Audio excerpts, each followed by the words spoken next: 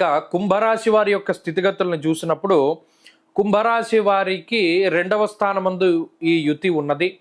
ఇందులో రాహు ప్లస్ అంటే benefic planet, శనేశ్వరుడు ఎలాగో ఏలినాటి శని మేలిఫిక్ ప్లానెట్ అంటే చెడు చేసేటువంటి గ్రహం.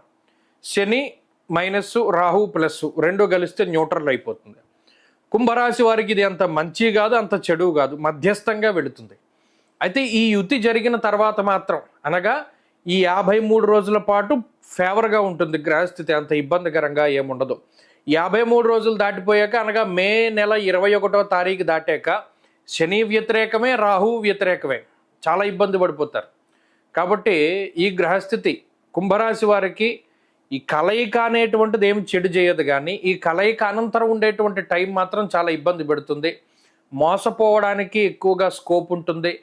వ్యసనాల బారిన పడ్డానికి, ఈజీ మనీ కోసం తాపత్రయపడుతూ ఉంటే జోదము, స్పెక్యులేషన్ ఇటువంటి వాటి జోలికి వెళితే కోలుకోలేని దెబ్బలు తగులుతాయి. ఈ టైంలో ఇన్వెస్ట్మెంట్లు, ఈ టైంలో వ్యాపారాలు ప్రారంభించడం, ఉన్న వ్యాపారాన్ని ఛిద్రం చేసుకోవడం ఇవేమీ అంత మంచిది కాదు. ఈ టైంలో ఉద్యోగం మారడం కూడా అంత మంచిది కాదు. కాబట్టి అనేక రకాలుగా ఈ గ్రహస్థితి ఇబ్బంది పెట్టడానికి అవకాశం ఉంటుంది. సరే, మిగతా గ్రహాలు ఏ ఫలితాలు ఇస్తాయో పక్కన పెడితే ఈ శని రాహువుల యుతి వరకు మాత్రం మనం మాట్లాడుకుంటే ఈ యుతి అనేటువంటిది న్యూట్రల్లో, బట్ దీని తర్వాత మాత్రం కొంత ఇబ్బందికరమైన గ్రహస్థితి.